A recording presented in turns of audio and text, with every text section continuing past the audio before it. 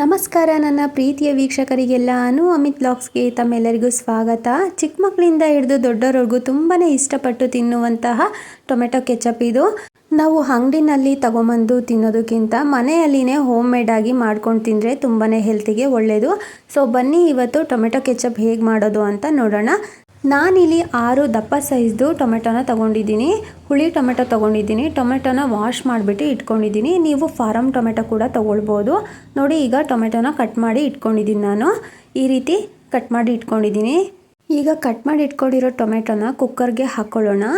ಹಾಗೆ ನಾನು ಕುಕ್ಕರ್ಗೆ ಟೊಮೆಟೊ ಜೊತೆಗೆ 2 ಪೀಸು ಶುಂಠಿ, ಹಾಗೆ 1 ಗೆಡ್ಡೆ ಬೆಳ್ಳುಳ್ಳಿನ ಸಿಪ್ಪೆ ತೆಗೆದು ಹಾಕ್ಕೊಳ್ತಾ ಇದ್ದೀನಿ. 2 ಪೀಸು ಚಕ್ಕೆ, ಹಾಗೆ 2 ಲವಂಗ ಹಾಕ್ಕೊಳ್ತಾ ಇದ್ದೀನಿ. ಹಾಗೆ ಖಾರಕ್ಕೆ ಒಂದು 5 ಒಣಮೆಣಸಿನ್ಕಾಯಿನ ಹಾಕ್ಕೊಳ್ತಾ ಇದ್ದೀನಿ. ಇದು ಖಾರ ಇರೋ ಒಣಮೆಣಸಿನ್ಕಾಯಿನ ಹಾಕ್ಕೊಂಡಿದ್ದೀನಿ. ಹಾಗೆ ರುಚಿಗೆ ತಕ್ಕಷ್ಟು ಉಪ್ಪು ಹಾಕ್ತಾ ಇದ್ದೀನಿ. ಹಾಗೆ 1 ಟೀ ಲೋಟದಷ್ಟು ನೀರು ಹಾಕ್ಕೊಳ್ತಾ ಇದ್ದೀನಿ. ನೀರು ಸ್ವಲ್ಪ ಕಡಿಮೆನೇ ಹಾಕ್ಕೊಳ್ಳಿ. ಈಗ ಕುಕ್ಕರ್ ಕ್ಯಾಪ್ನ ಕ್ಲೋಸ್ ಮಾಡಿಬಿಟ್ಟು 4 ವಿಸಲ್ ಹೊಡೆಸ್ಕೊಳ್ಬೇಕು. ಸೊ 4 ವಿಸಲ್ ಹೊಡೆಸ್ಕೊಳ್ಳೋದ್ರಿಂದ ಟೊಮೆಟೊ ತುಂಬ ಸಾಫ್ಟಾಗಿ ಬೇಯುತ್ತೆ. ನೋಡಿ, 4 ವಿಸಲ್ ಹೊಡೆಸ್ಕೊಂಡಿದ್ದೀನಿ. ಕಂಪ್ಲೀಟಾಗಿ ಏರೆಲ್ಲ ಹೋದ್ಮೇಲೆ ಕುಕ್ಕರ್ ಕ್ಯಾಪ್ನ ತೆಗೆದುಬಿಟ್ಟು ತೋರಿಸ್ತಾ ಇದ್ದೀನಿ. ಈ ರೀತಿ ತುಂಬ ಸಾಫ್ಟಾಗಿ ಟೊಮೆಟೊ ಬೆಂದಿದೆ. ಈಗ ತಣ್ಣಗಾದ ನಂತರ ನಾನು ಮಿಕ್ಸರ್ ಮಾಡ್ಕೊಂಡು ಬಂದಿದ್ದೀನಿ ನೋಡಿ. ಸೊ ಮಿಕ್ಸರ್ ಮಾಡ್ಕೊಂಡಿರೋ ವಿಡಿಯೋ ಸ್ಕಿಪ್ ಆಗಿದೆ. ನನ್ನ ಫೋನಲ್ಲಿ ಸ್ಟೋರೇಜ್ ಜಾಸ್ತಿ ಆಗಿಬಿಟ್ಟು ವಿಡಿಯೋ ಆಗಿರೋದು ಕೂಡ ಡಿಲೀಟ್ ಆಗಿದೆ. ಹಾಗಾಗಿ ಆ ವಿಡಿಯೋ ಮಿಸ್ ಆಗಿದೆ, ಸಾರಿ. ಈಗ ನೋಡಿ, ಈ ಥರ ಪ್ಯೂರಿ ಥರ ರುಬ್ಕೊಂಡಿದ್ದೀನಿ. ಈಗ ಇದನ್ನು ಸ್ಟ್ರೈನರ್ಗೆ ಹಾಕ್ಕೊಂಡ್ಬಿಟ್ಟು ಫಿಲ್ಟರ್ ಮಾಡ್ಕೊಳ್ಳೋಣ. ಯಾಕಂದರೆ ಟೊಮೆಟೊ ಬೀಜಗಳು ಫುಲ್ಲು ನುಣ್ಣಗಾಗಿರೋದಿಲ್ಲ. ಹಾಗಾಗಿ ಟೊಮೆಟೊ ಬೀಜ ಎಲ್ಲ ಸಪ್ರೇಟ್ ಆಗೋದಕ್ಕೆ ಈ ರೀತಿ ಫಿಲ್ಟರ್ ಮಾಡ್ಕೊಳ್ಬೇಕು. ನೋಡಿ, ಈ ಥರ ಫಿಲ್ಟರ್ ಮಾಡ್ಕೊಂಡಿದ್ದೀನಿ. ಟೊಮೆಟೊ ಬೀಜಗಳು ಎಷ್ಟೊಂದಿದೆ, ಇದನ್ನು ನಾವು ಸೈಡಿಗೆ ತಿಟ್ಕೊಳ್ಳೋಣ. ಈಗ ಫಿಲ್ಟರ್ ಮಾಡ್ಕೊಂಡಿರೋ ಟೊಮೆಟೊ ಪ್ಯೂರಿ ನೋಡಿ ರೆಡಿಯಾಗಿದೆ. ಈಗ ಗ್ಯಾಸ್ ಮೇಲೆ ಒಂದು ತವಾ ಇಟ್ಕೊಂಡು ತವಾಗೆ ಟೊಮೆಟೊ ಪ್ಯೂರಿನ ಹಾಕ್ಕೊಳ್ತಾ ಇದ್ದೀನಿ. ಈ ರೀತಿ ಗ್ಯಾಸ್ನ ಮೀಡಿಯಮ್ ಫ್ಲೇಮಲ್ಲಿ ಇಟ್ಕೊಂಡು ನಾವು ಕುದಿಸ್ಕೊಳ್ಬೇಕು. ಒಂದು ಕುದಿ ಬಂದಾದಮೇಲೆ ನಾನು 4 ಟೇಬಲ್ ಸ್ಪೂನಷ್ಟು ಸಕ್ಕರೆ ಹಾಕ್ಕೊಳ್ತಾ ಇದ್ದೀನಿ. ಹಾಗೆ ರುಚಿಗೆ ತಕ್ಕಷ್ಟು ಉಪ್ಪು ಹಾಕ್ಕೊಳ್ತಾ ಇದ್ದೀನಿ. ಸಕ್ಕರೆನ ನೋಡಿಕೊಂಡು ಹಾಕ್ಕೊಳ್ಳಿ, ನಿಮಗೆ ಸ್ವೀಟ್ ಎಷ್ಟು ಬೇಕೋ ಅಷ್ಟು ನೋಡ್ಕೊಂಡು ಹಾಕ್ಕೊಳ್ಳಿ.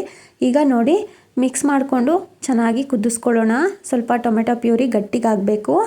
ಸೊ ಟೊಮೆಟೊ ಪ್ಯೂರಿ ತುಂಬ ತೆಳ್ಳಗಿತ್ತು ಅಂತಂದಾಗ 1 ಟೇಬಲ್ ಸ್ಪೂನ್ ಕಾರ್ನ್ಫ್ಲವರ್ಗೆ ಸ್ವಲ್ಪ ನೀರು ಹಾಕ್ಕೊಂಡ್ಬಿಟ್ಟು ಮಿಕ್ಸ್ ಮಾಡಿಬಿಟ್ಟು ಹಾಕ್ಕೊಳ್ತಾ ಇದ್ದೀನಿ. ನೋಡಿ, ಈಗ ಚೆನ್ನಾಗಿ ಮಿಕ್ಸ್ ಮಾಡ್ಕೊಳ್ಬೇಕು.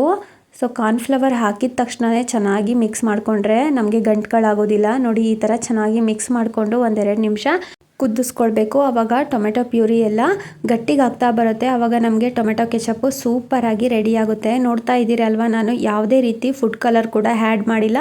ಜಸ್ಟ್ ಟೊಮೆಟೊ ಅಷ್ಟೇ ಹಾಕಿರೋದು. ಎಷ್ಟು ಸಖತ್ತಾಗಿ ಟೊಮೆಟೊ ಕೆಚಪ್ಪು ರೆಡಿಯಾಗಿದೆ ಅಂತ. ನೀವು ಫಾರಮ್ ಟೊಮೆಟೊ ತಗೊಂಡ್ರೆ ನಿಂಬೆಹಣ್ಣಿನ ರಸ ಅಥವಾ ವಿನೆಗರನ್ನು ಹಾಕ್ಕೊಳ್ಬೇಕಾಗುತ್ತೆ. ನಾನಿಲ್ಲಿ ಹುಳಿ ಟೊಮೆಟೊ ತಗೊಂಡಿರೋದ್ರಿಂದ ನಿಂಬೆಹಣ್ಣಿನ ರಸ ಆಗಲಿ ವಿನೆಗರ್ ಆಗಲಿ ಹಾಕಿಲ್ಲ. ಅದರಲ್ಲೇ ಸಾಕಷ್ಟು ಹುಳಿ ಇರುತ್ತೆ. ಸೊ ನೋಡಿ, ಈಗ ಟೊಮೆಟೊ ಕೆಚಪ್ಪು ರೆಡಿಯಾಗಿದೆ. ಸೂಪರಾಗಿ ಆಗಿದೆ. ಸೇಮ್ ನಾವು ಅಂಗಡಿನಲ್ಲಿ ತರುವಂತಹ ಟೊಮೆಟೊ ಕೆಚಪ್ ಥರನೇ ಆಗಿದೆ.